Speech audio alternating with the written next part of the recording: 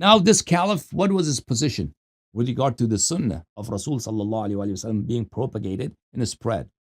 He was a staunch opponent, Omar ibn Khattab, of sunnah's spread. Do you know that? Well, not one narration, two, many narrations in Umari books. This is the book of Tadhkiratul Huffaz. Oh, I love it. Tadhkiratul Huffaz by Al-Dhahabi, volume number 1, published in Hyderabad, Deccan, southern India, at year 1333. So that would be about 114 years ago. So this is 25, so it'd be like 1911. So Hyderabad, Deccan was a big center of Muslim work publication. India was before Egypt and before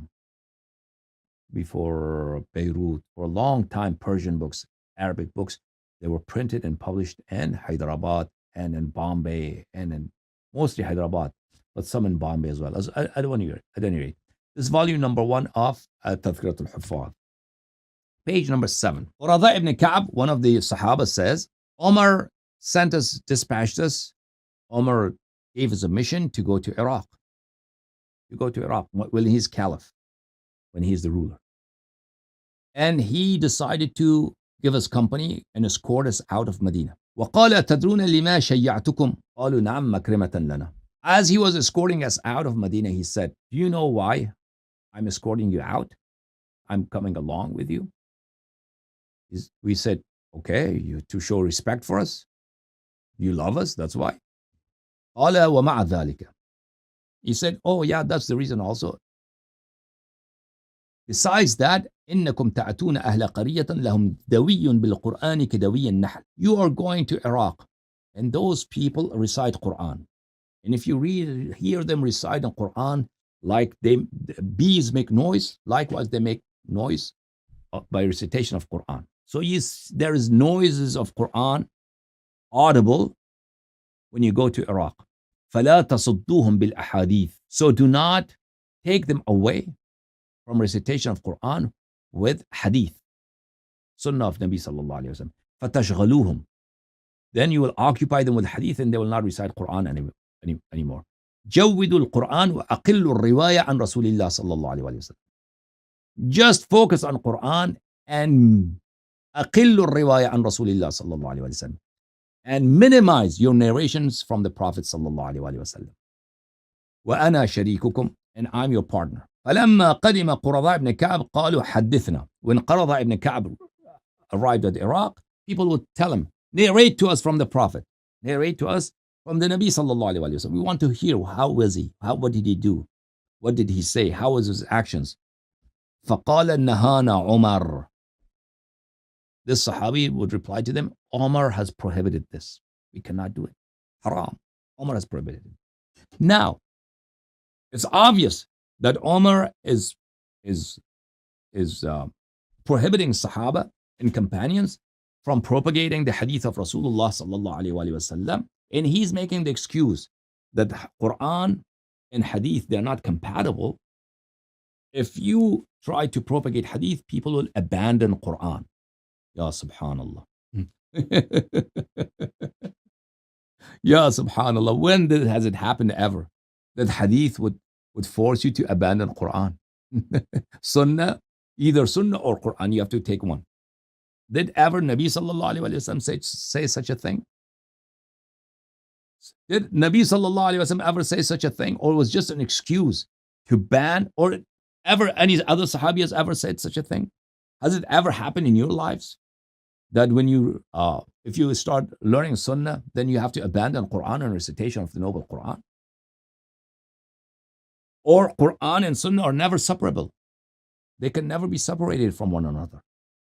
You cannot understand Quran without Sunnah, and you cannot follow Sunnah without the noble Quran. So at any rate, the answer is very clear. The excuse that Omar ibn Khattab would make, and Omaris would make, that this was in order to protect people from abandoning Quran, because these were the early days, is an acceptable excuse, because they themselves say The early days Muslims, had more knowledge, they had more piety, they had more adherence to Islam than us. So if we today in Islam, in Muslims, there's no dichotomy, there's no question either follow Quran or Sunnah, either learn Quran or Sunnah. There's no such thing that a person cannot narrate hadith because it will force force people away from Quran. So if people today can have no problem with learning both Quran and Sunnah, and they have no choice but learning Quran and Sunnah. Those Muslims at the early age that you claim that they were the best of all nations, the best of all generations, they were more knowledgeable, more God-fearing, more pious than us. How could they be? How could they have to either follow Quran or Sunnah? So this justification of Omar's act is not acceptable. Omar was indeed an enemy of Sunnah of the Nabi sallallahu alayhi wa sallam. Next hadith is from Abi Huraira. Muhammad ibn Amr and Abi Salama and Abi Huraira. وقلت له. Abu Salama says that I said to Abu Huraira, أكنت تحدث في زمان عمر هكذا? Abu Huraira, when Omar was the ruler, when Omar was alive, during the reign of Omar, did you narrate a hadith in the same manner that you're narrating now? فقال, Abu Huraira said, لو كنت أحدث في زمان عمر مثل ما أحدثكم لضربني بمخفقته. Abu Huraira said, if I were to narrate hadith like the way I'm doing now, if I were to narrate hadith at the time of Omar, Omar would beat me up with his whip, with his staff. So he would beat me up. So Omar would beat Abu Huraira up in order to prohibit him from narrating hadith. Was Abu Huraira a liar? Would he lie? Was he doing something haram? Then Omari religion is batil, void, because Abu Huraira and Sahaba, they're not liable. If Abu Huraira was truthful and propagation of hadith for him, narration of hadith for him was prohibited by Omar, punishable by being beaten up. You beat up an older gentleman is the worst and most disgusting punishment that you can inflict upon him, to beat him up. And who beats you up? The king himself comes and beats you up. So it means that Omar ibn Khattab had banned narration of hadith. And why would he ban narration of hadith? Because he's against narration of hadith. Because he doesn't want narration of hadith. He's against the Sunnah. And he loves Judaic narratives. He loves the Talmud, the Torah. And he said, oh, my heart is surrendered to the love of the Torah, to the awe of Torah. And he bans narration of hadith of Nabi sallallahu alayhi wa sallam. You tell me. Isn't he an agent of, he must be an agent of the Jews. Cannot be a sincere person dedicated to Islam. Next hadith. إن عمر حبس ثلاثة ابن مسعود وأبا الدرداء وأبا مسعود الأنصاري فقال قد أكثرتم الحديث عن رسول الله صلى الله عليه وسلم. Omar jailed three Sahabi, put him into jail, put him into incarceration. Abu Mas'ud, Abdullah ibn Mas'ud, Abu Darda, and Abu Mas'ud al-Ansari, and said, you are narrating too much hadith from Rasulullah sallallahu alayhi wa sallam. Propagation of Sunnah by Abdullah ibn Mas'ud is a major sin to be incarcerated for. Likewise, Abu Darda and the others. So this is Sunan of Ibn Majah, Muhammad ibn Yazid al-Qazwini, one of the 6 books of hadith that are more respectable and more authentic according to Umari than other books. Published by Darul Fikr, the year 2003. Sahih hadith number 28, page number 25. And Qarada ibn Ka'b says, Omar ibn Khattab sent us to Kufa, and he came along with us, and he asked us, do you know why I'm escorting you out of Medina? We said, you're respecting us? He said, no. Well, yeah, that too. That too. Oh, actually, he doesn't say that too here. We said, because we are Sahabi and we are from Ansar, that's why you are accompanying us. He said, lakinni. He said, no, rather. He didn't say that too. He said, no, rather. I came here to tell you So you would remember this matter because I'm coming along with you. That you are going to a people who are reciting Quran and they make noise with recitation of Quran. When they see you, they will see Ashabu Muhammad. They will see all the companions of Muhammad sallallahu alaihi wasallam are here. فأقل الرواية عن رسول الله صلى الله عليه وآله ثم أنا شريككم. Minimize your narrations from the Rasul sallallahu alaihi wasallam. Minimize. And I'm your partner in this sin. I'm your partner in this sin. Okay? This is Al-Bidayah wa Nihaya lil-Hafiz ibn Kathir. Volume number 11. Published in Dar Hijr. Published in year 1998. Page number 372. Abu Huraira used to say, Sanad is mafkur, Sanad is mentioned here. Abu Huraira used to say, إني لأحدث أحاديث لو تكلمت بها في زمان عمر أو عند عمر لشج رأسي. I narrate to you ahadith that if I had spoken them and narrated them at the time of Umar or in the presence of Umar, لشج رأسي, he would have split my skull. He would have split my head. My head, yeah. Zuhri narrates on the authority of Abu Salama, سمعت أبا هريرة, I heard Abu Hurairah say, ما كنا نستطيع أن نقول قال رسول الله صلى الله عليه وآله حتى قبض عمر.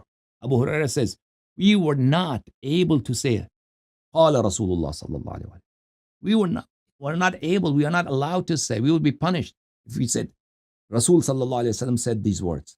Until Umar died. As long as Umar was alive, we were not allowed to say قال رسول الله صلى الله عليه وسلم. You tell me, is this a friend of Sunnah, a friend of Hadith to be spread, a person who wants to protect and revive and spread the teachings of the Nabi sallallahu alaihi wasallam, or he wants to choke and suffocate and bury and hide the teachings of the Nabi sallallahu alaihi wasallam? Abu Hurairah said, أَفَكُنْتُ مُحَدِّثُكُمْ بِهَذِي الْأَحَادِيثِ وَأُمَرُ حَيٍّ. Hurairah used to say, do you think I would narrate these ahadith to you if Umar was alive? أما والله إذن لأيقنت إن المخفقة ستباشر ظهري. I swear by Allah, if Umar was alive and I narrated hadith, I would be certain that his whip will descend on my back. His whip will descend on my lower back. Okay. Tarikh Abi Zur'a al-Dimashqi. This is the teacher of Muslim. Scholar from whom Muslim ibn Hajjaj al-Naysaburi narrates. Abu Zur'a, Hafiz Abu Zur'a al-Dimashqi. Tarikh Abi Zur'a al-Dimashqi. Ta'alif al-Hafiz Abd al-Rahman ibn Amr ibn Ubaydillah ibn Safwan al-Nasri. He died in the year 281. Published by Dar al-Kutub al-Ilmiyyah at the year 1996. Here. And it's Sa'ib ibn Yazid, page number 270. Riwayah number, narrative number 1475. سمعت عمر بن الخطاب يقول لأبي هريرة. I heard myself. Umar ibn Khattab said the following words to Abi Hurairah. لتتركن الحديث عن رسول الله صلى الله عليه وآله أو لألحقنك بأرض دوس. أو وقال لكعب. As you know, Abu Hurairah was from a region in Arabia that's called Dus. It was a region that was not very pleasant, it was not very agreeable, it was not very delightful area to live at. So Umar ibn Khattab told him that, I warn you, Abu Hurairah, abandon and stop narrating a hadith from Rasulullah sallallahu alaihi wasallam, or I'm going to send you back where? To your native town. I'll exile you back there. وقال لكعب, and he said to Ka'b ibn Qurada, لتتركن الأحاديث أو لألحقنك بأرض القردة. You are going to abandon narrating from the Nabi sallallahu alaihi wasallam, or I will do what? I will exile you to the regions where monkeys live. So there are areas in Hijaz where there are monkeys in abundance number. These are areas that are very rugged, mountains, very rugged and very bad place, very unagreeable places to live. So he would tell Sahaba, do not narrate hadith, do not dare narrate hadith from Rasul sallallahu alaihi wasallam, or I'm going to do this to you or that to you. All right. So now the conclusion. This is just one chapter, dark chapter. and a very, very shameful chapter from the shameful life of the filthy Khalifa Omar. You see here, betrayal of Islam, treason to Nabi sallallahu alayhi wa sallam, in opposition to the Prophet sallallahu alayhi wa sallam, in opposition to the Sunnah of the Nabi sallallahu alayhi wa sallam. A Khalifa who should have been the champion of protecting Sunnah, writing down Sunnah, chronicling Sunnah, so more Sahaba are alive. Everybody who remembers something, write it down from the Nabi sallallahu alayhi wa sallam. So everything would be preserved for the coming generations. A person who would insist Sahaba to narrate as many ahadith as you can, so people learn more about the Nabi sallallahu alayhi wa sallam, because it was during the time of Omar, when a lot of people were embracing Islam and new lands were being conquered. So Omar ibn Khattab is banning Sunnah of the Nabi sallallahu alayhi wa sallam, while himself, his daughter, they are doing what? They are dedicated and devoted disciples of the Jews of Medina, learning from them and copying their books, and even trying to convince the Nabi sallallahu alayhi wa sallam to consider listening to the Jews.